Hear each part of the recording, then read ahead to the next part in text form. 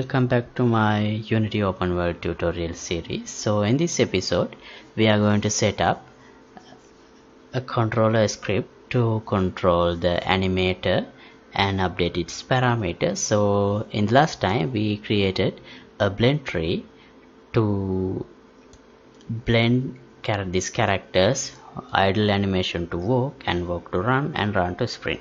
So today I'm going to control those parameters and play the relevant animation like this. So now as you can see, when I start moving, my character goes from idle animation to running animation like this. So that's what I am going to cover in this episode. Okay, so now we have the blend tree set up, and yeah, here is the parameter. So as the parameter name I have used velocity, but in the parameter setup I have the blend, and here also I can select the blend. So let me rename here to velocity. Right, now it should work. Now let's go back to the base layer, and I'll delete this one, and this will be my new default state. Or right, now when I play, you can still see the idle animation is being played. And also I need to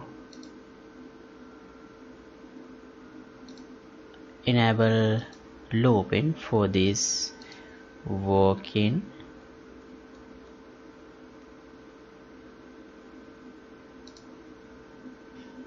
and sprinting and running animations as well, otherwise it wouldn't work in the way I expect.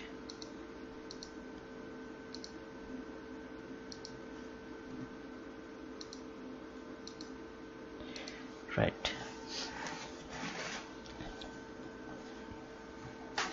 now let's, in the character, we need to access this animator and then set the velocity of that animation velocity parameter we have defined here through the script. So what's the best way to do that? Well, I think let's define another script. Let's call it character animation controller.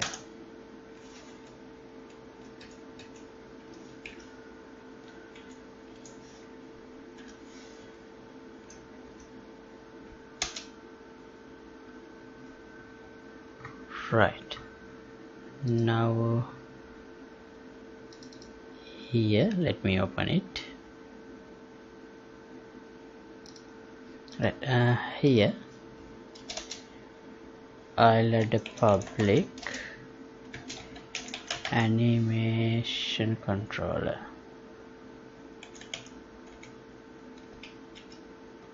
Animator.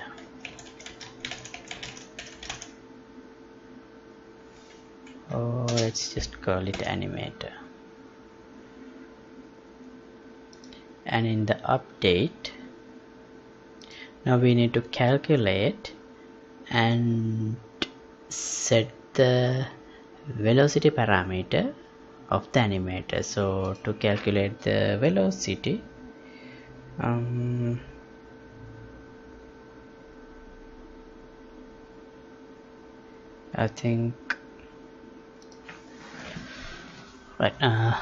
think let's do something like this. Let's define a dependency here.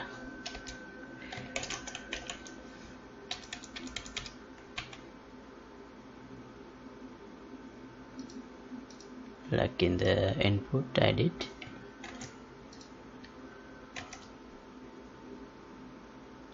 Now let's, same as before, let's get the character component reference to animation controller. Let me define generate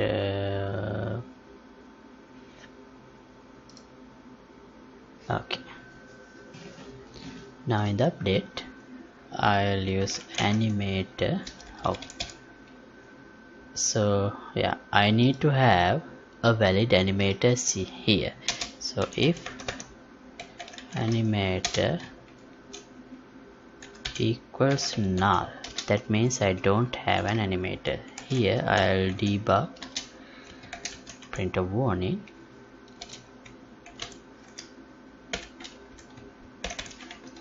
no valid animator. Why?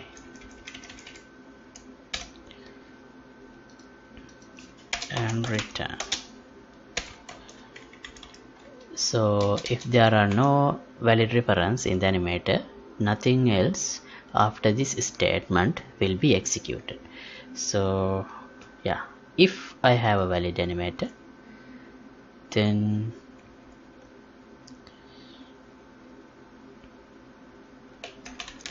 animator set float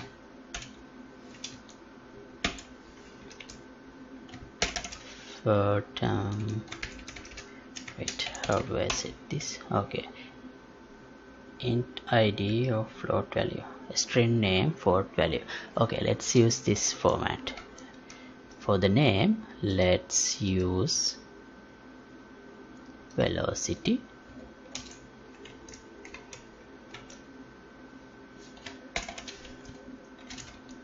and for the value, let's character get velocity. We don't have a such method, but when I define it like this, I will get the option to generate method inside the character class. So yeah, like this. I'll make this on public, and now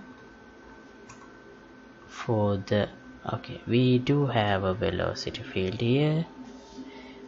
Do I use it properly? Yeah,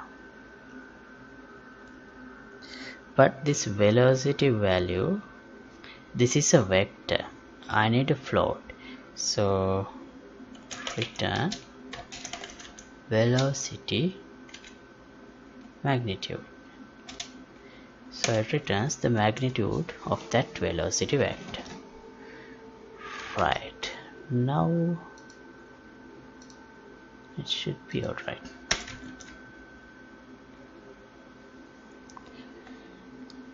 Is that all? Well, also I need to have a proper idea about what kind of a value we would have. So here I'll print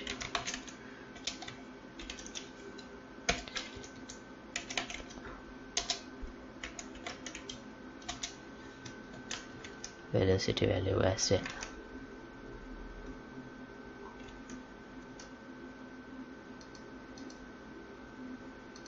What's this? Okay, we don't need this anymore, so I'll delete this one. Okay, now shall we play the game?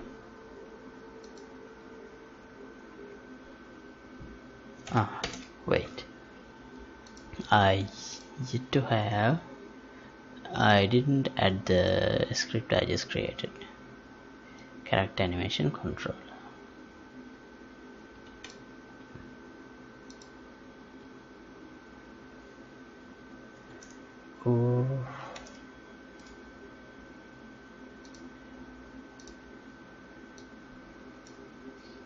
And for this field, I'll drag and drop this one, and it will filter out and get the character mesh animator.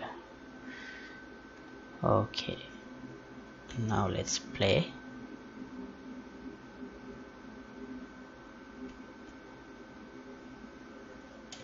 And and let's go to the console to see what kind of values we get when we move. Okay,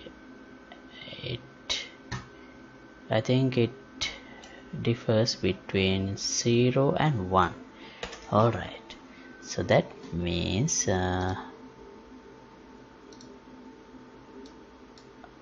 instead of 20 I need to set this to 1.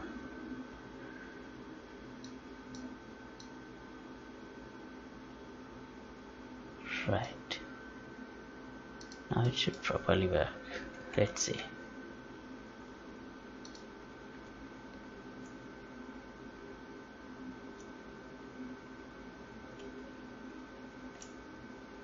Okay, now as you can see,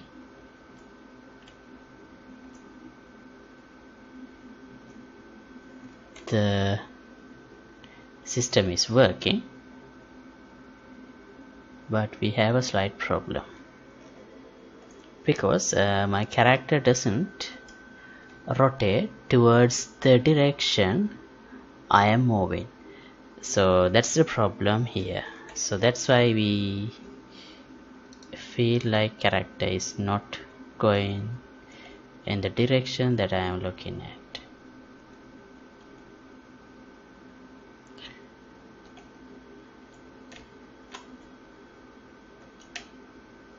Okay, so but I'll fix that problem in the next episode. So for now I'll stop this episode at this point.